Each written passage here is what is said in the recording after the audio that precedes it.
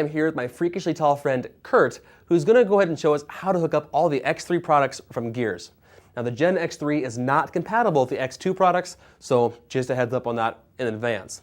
Now what we're going to do is we're going to start with the vest and work our way down to other accessories. Now I do want to point out just really quick that the vest itself does come with a power cord, which is just a from your battery, from a positive negative, to an inline fuse down to a capped female adapter. Now I do want to point out the cord is not very long at all, so when it comes time to actually start attaching accessories, you'll see where it have longer extension cords, but we'll get to that in a little bit here. But the vest or the jacket are the only products that actually come with this power cord. So if you're ordering the gloves, the liners, the chaps, anything else, make sure you pick up your own power cord itself. So moving forward here. So what we're going to do is we want to hook up this vest so that we have complete temperature control. Now there's a couple ways we can do that. We can do just a toggle switch on and off in line. We can do a single regulator. We can do a dual temperature on and off toggle switches, dual temperature regulators. But because we're only hooking up the vest, we've opted to go with a single temperature regulator. Has a belt loop on the back, and the best part is this allows us to turn it on and off and control just how much heat this vest is actually putting out. So in order to attach this, all we're going to do is take this battery belt clip here and attach this right to Kirk's waistline. So with that attached to Kirk's waistline, we have two cords here. The spiral cord with the orange tag on it is your power supply. This is going to hook into the power supply we were talking about here a minute ago. Just going to go ahead and hook that up here, take the cap off, hook it together, and this is going to go to our battery. Now with that spiral on there, this does give you plenty of flex to move around. This one you probably don't need to have an extension cord with, just a heads up. Now what we're going to do with the other one here, the green cord here, is we're just going to run this up, down inside the vest here itself. We have two inputs. We have an accessory or an apparel, and we have a glove input. We're just going to plug this into the apparel. So what we've done is we've taken our single temperature regulator. This allows us to regulate how much power is flowing through the vest, how warm it's going to be, and he's all set, ready to ride. But Kurt decided that he wants to go ahead and add a pair of gloves to his entire system. So there's two ways we can do that. One, we can grab a Y-cord adapter and take this from the single temperature control, unplug this green cord here, plug this in to the green cord, and we can take our Y-cord and put one to the apparel and one to the gloves.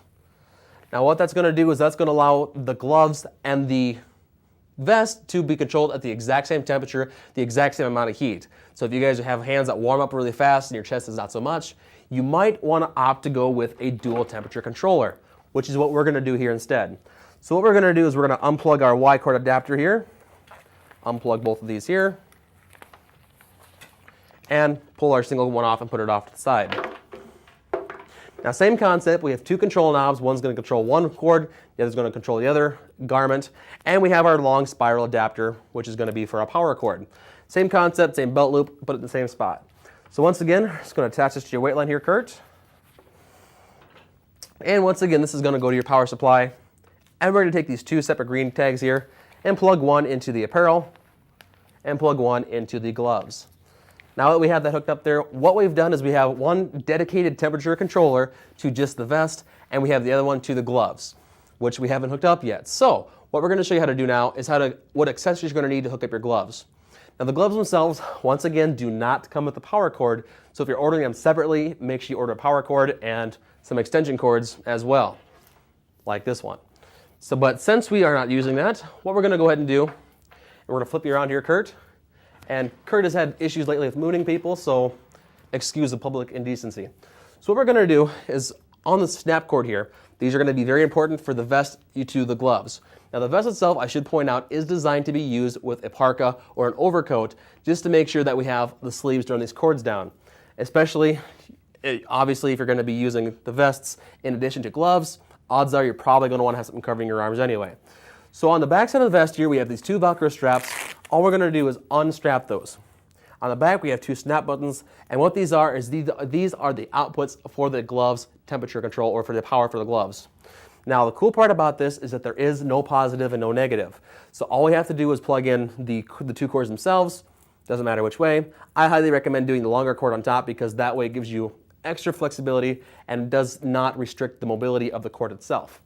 So we're just going to go ahead and plug that in there in the bottom here, and we're going to fold the strap over the bottom here. And just for good measure, we're going to do both sides, Kurt, just so you make sure you stay warm. So once again, we'll take the longer cord, put it on the top, take the bottom cord, or the short cord, put it on the bottom, and we're going to shut our straps off here. Fold the straps over. Now the cords themselves just have to be run down Kurt's sleeves, down to his wrist area.